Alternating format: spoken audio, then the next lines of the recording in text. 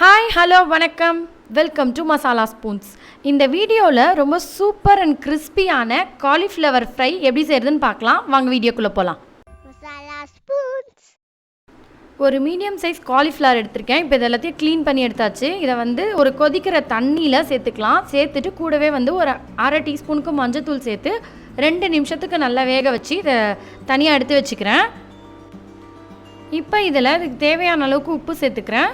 கூடவே 1 டீஸ்பூனுக்கு வெறும் மிளகாய்த்தூள், 1 டீஸ்பூன் தனியாத்தூள், அதுக்கப்புறமா 1 டீஸ்பூனுக்கு சிக்கன் மசாலா பவுடர் சேர்த்துக்கிறேன். நான் ஒருவேளை சிக்கன் மசாலா பவுடர் உங்ககிட்ட இல்லைன்னா 1 டீஸ்பூன் இஞ்சி பூண்டு விழுது சேர்த்திங்கன்னா டேஸ்ட் அதே மாதிரியே சேமாக தான் இருக்கும்.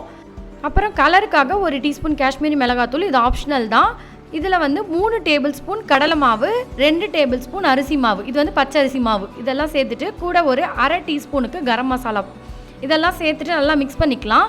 தண்ணி முதல்ல மொத்தமாக ஊற்றிடக்கூடாது. கொஞ்சம் கொஞ்சமாக தெளித்து தான் அதை மிக்ஸ் பண்ணணும். அந்த மசாலா எல்லாம் நல்லா காலிஃப்ளவரில் ஒட்டணும். இந்த மாதிரி ஒட்டியிருந்தால் தான் அது கிறிஸ்பாக வரும்.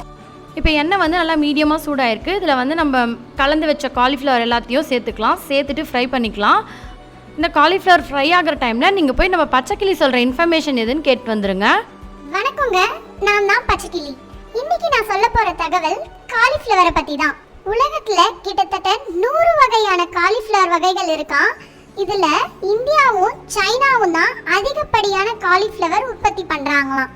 காலிஃப்ளவர்ல இருந்து எடுக்கிற சில பொருட்களால புற்றுநோய் வளர்ச்சியை தடுக்க முடியும் அப்படின்றத மருத்துவ ஆராய்ச்சியில கண்டுபிடிச்சிருக்காங்களாம்.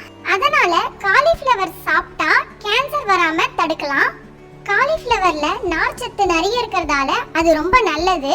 மூளையிலயோ இல்ல இதயத்திலயோ ஏதாவது பிரச்சனை இருந்தா அதை சரி செய்யறதுக்கு காலிஃப்ளவர் ரொம்பவே உதவுது. அஜீரண கோளாறையும் இதை சரி செய்ய உதவுது. அது மட்டும் இல்லைங்க, நம்ம உடம்புல இருக்கிற நச்சை எல்லாம் வெளியேற்றதுக்கும் இது ரொம்ப உதவுது. இன்னைக்கு நான் காலிஃப்ளவர் பத்தி சொன்ன தகவல் உங்களுக்கு பிடிச்சிருக்கும்னு நினைக்கிறேன்.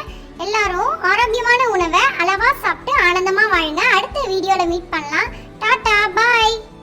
இப்போ இந்த காலிஃப்ளவர் எல்லாம் நல்லா ஃப்ரை ஆகிடுச்சு பாருங்கள். அந்த எண்ணெயோட சவுண்டு அடங்கிடுச்சு. இந்த மாதிரி மீடியம் ஹீட்லேயே வச்சு ஃப்ரை பண்ணால் தான் நல்லா கிறிஸ்பாக வரும். ஸோ நம்மளோட காலிஃப்ளவர் ஃப்ரை சூப்பராக ரெடி ஆகிடுச்சு. நீங்களும் ட்ரை பண்ணி பார்த்துட்டு எப்படி இருந்ததுன்னு சொல்லுங்கள். அப்படியே மறக்காமல் மசாலா ஸ்பூன்ஸ் சேனலுக்கு சப்ஸ்கிரைப் பண்ணிக்கோங்க. தேங்க்ஸ் ஃபார் வாட்சிங். நன்றி.